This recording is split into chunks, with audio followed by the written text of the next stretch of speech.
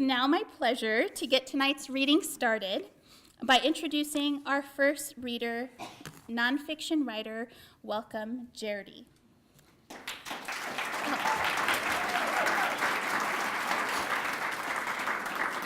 There's more. Welcome writes, travels, and organizes service projects, locally and globally through Service Works, an organization that she founded in 2008. An occasional columnist for the Southwest Journal, she is currently completing a memoir on loss, grief, and renewal. On hiatus from her monthly Service Works projects, she continues to support and guide service trips to a secondary school in Tanzania. When not writing, she does marketing support for Broder's Cucina Italiana. Welcome lives with her husband, daughter, when not at college, 2 cats, and a rescue dog from Mexico in southwest Minneapolis. So please, a warm welcome. Welcome.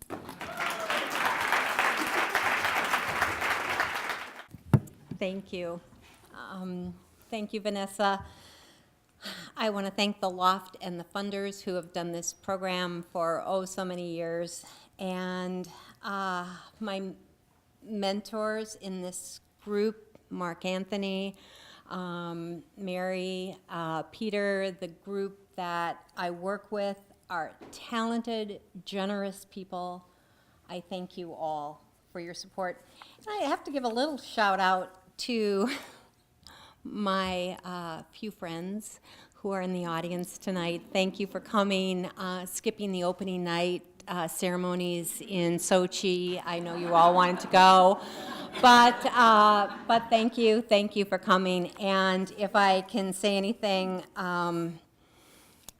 join the Loft if you aren't already a member, okay? Absolutely. If you leave here and aren't members, you should be, okay. Creative nonfiction. I've been working on a memoir that the current title is We All Dance Alone. I'm going to read 2 sections, the prologue and a chapter about midway through. I think the prologue will get you all into what it's about. We all dance alone. I know what happened now, but it was so sudden. Julia's illness was a puzzle. First one diagnosis, then another, and in the end, they didn't get it correct at all. The big, mysterious it was never diagnosed until after she died. Medical error. One moment, I was standing by her bedside after her surgery, and she died in front of me. We moved from what is wrong with her to how will I live without her in the seconds it took for her heart to stop. She was fine, and then she was dead. I was fine, and then I thought I wouldn't make it through the next day or be able to raise my other daughter, Hannah, only 12 at the time. Dan, my husband, traveled the path beside me, but we all trek alone in the depths of grief. Julia. Don't you just love the name? It was my unqualified favorite. She fit into it perfectly. I hear John Lennon singing. As I see those 5 letters of her name etched onto the page, my ocean child. The name, the face, and the girl behind it will always be carved precisely across my heart. She was my firstborn, alike in ways I never dreamed possible. As an only child, adopted at the age of 6 months, I had never seen another human being who was related to me by blood up until that moment. She made me a better person from the time she was born, through the years, until tomorrow and the day after that. She challenged me from the time she was 18 months and could question or correct what I said. Her smile and those bright eyes showed me a love I had not felt until I met her. Love at first sight. The fights when she became a teenager were mainly battles with her depression and my fears that this disease had come from me. After she died, she showed me a way to peace through unique messages for me to move on with my life when I thought I couldn't get out of bed one more time. Her deeds, her friends, and her soul took hold of me in the years that have passed to shape me into the woman I can't imagine being without her. Yet, I am without her. Let me tell you the story. The internment.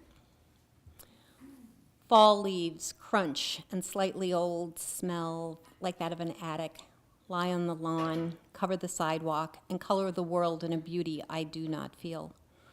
While it is usually my favorite season, I can't find any comfort in it this year. The crisp, multi-hued outdoors does not beckon, but sends me to bed with an exhaustion that weighs more than my body can handle standing upright. Hannah's school begins late, so I can wake slowly, throw the covers over my head a couple more times each morning before I begin to wake her. Slow motion mornings. Mom, we have Girl Scouts after school. Will you be there? Sure, honey. We're doing a craft project today. Wouldn't miss it. Now let's get you out the door. She rides her bike the mile to school when the weather cooperates and she's up early enough. Otherwise, the carpool kicks in. I must take my turn, for which I am grateful. It provides the tiniest of patterns in my blank life. Fall is my favorite. The colors start slowly at the edge of the leaves on particular trees just after the sumac has turned fiery red.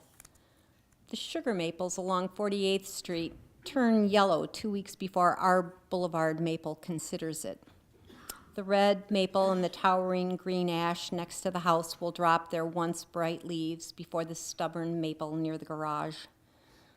The birch in the far corner of the backyard always holds its tiny yellow leaves until the morning after the first snowfall. Those leaves wait for spring raking.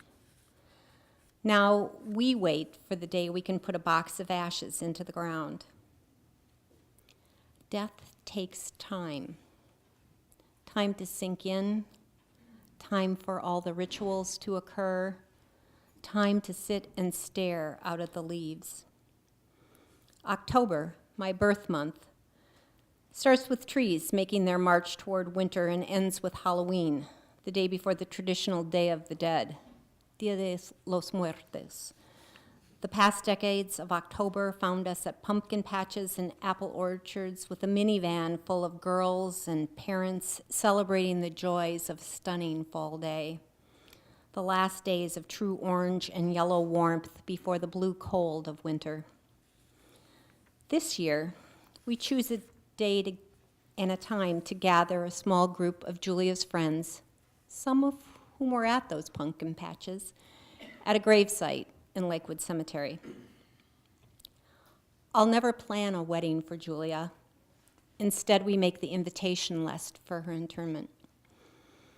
In talking about weddings, we told the girls small was good. Too many people meant you never had time to talk with all your guests. Over and over, we recounted our wedding day in their grandparents' house with a small group of friends for the wedding, all seated in the living room. An hour later, the crowd doubled in size, still keeping small as the descriptor, for the brunch of salmon, quiche, fruit, and cake. Small, manageable, and within our tiny budget. Where do we draw the lines for such important occasions? There are the must-haves: immediate family, closest of friends, hers only, and then, if we invite Chris, we must invite 5 more people. If we include Allison, then we need 3 more to be there. Will they be hurt or glad they weren't on the list? At 15, can they handle 1 more public showing of grief? Or do they simply want to be left alone to imagine this fall with Julia in it? See themselves with her at the park, jumping in piles of crinkled leaves, laughing all the time? I invite those images into my view of fall, but soon push them away as nightmares, cruel jokes of what can never happen again. I go back to the list. After the funeral, I slowly took petal after petal off the scores of stems that lay across our birch kitchen table. Placing the heaping pile of fading yellow, blue, purple, green, orange petals in a plastic bag. The petals rested in the bag, safely stored in the refrigerator until the day before the interment, when I placed them once again on the table to marvel at them. What I find is matted, smelling mounds of rotting petals, not the ones I want scattered around the gravesite tomorrow. Holding back the tears, I implore Dan to fix the problem. One more thing gone wrong. We can buy petals. Really? Stores will sell us just petals? Yes, it's okay. I cry as I put the petals back in the bags as if they can be resurrected. The timing of the interment balances between the time high school gets out and an early dinner reservation at our favorite restaurant, which will open early for us. Dan goes to school to pick up Hannah. We get to the cemetery and wait for the group in their various cars to enter the main gate. We then drive to the site with the curving roads, circles, and sudden dead ends. I'll know all the routes in the future, but today I want the most beautiful one. Reduced to 8 teens and 6 adults, the group surrounds the smallish table covered in a fabric that tries to resemble something natural, like grass. In the center of the greenness sits a metal box, Julia's ashes. Or are they our ashes of Julia? Does her spirit, her soul, have any connection to the remains? Will I feel I can sit here looking at a slab of metal covering a hole in the ground and talk to her? Our group holds hands, touches arms, brushes up against the shoulder next to them. Kate, our minister, joins us to close the loop, sanctify the process, and again, hold us together. The sun floats in a clear blue sky over the lake in front of us. I search the sky for her, a sign of a presence. Just blueness looks down. Go Now in Peace is haltingly sung for the 3rd time since she died. I realize this time it is not sung to Julia, but we sing to each other. Go now in peace. May the spirit of love surround you everywhere you may go. I can only hope. Petals surround us as we attempt to break away from the circle. Dana is crying and being held by the group of friends. They weren't all friends of one another, but friends of Julia, her diverse group, her loved ones. We move to cars, leaving behind small things we want placed with the metal box in the grave. Alex left a photo of the 2 of them, someone else's stone, a bracelet, a remembrance. Slowly, the cars are led from the site to the entrance of this large urban cemetery that also holds our beloved statesmen Hubert Humphrey and Paul Wellstone, the former icons of industry with names like Pillsbury and Washburn. Fall shines. The cars move slowly. The deed is done. No magical thinking will change the solemn fact of her death, now that the ashes lie beneath the metal plate in the manicured lawn. We move on to gather around a different table, to share a meal she would have chosen. Caprese salad, pesto pasta, bolognese, and desserts. It's a party. I love these kids. In my excitement to see them again, I become the seriously outgoing hostess. Smiling, laughing, happy.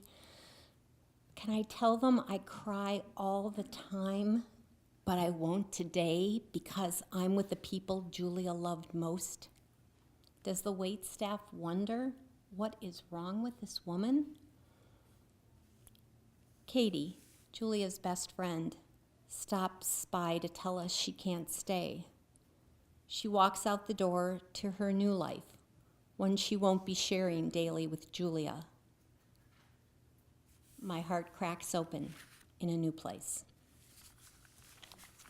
Thank you.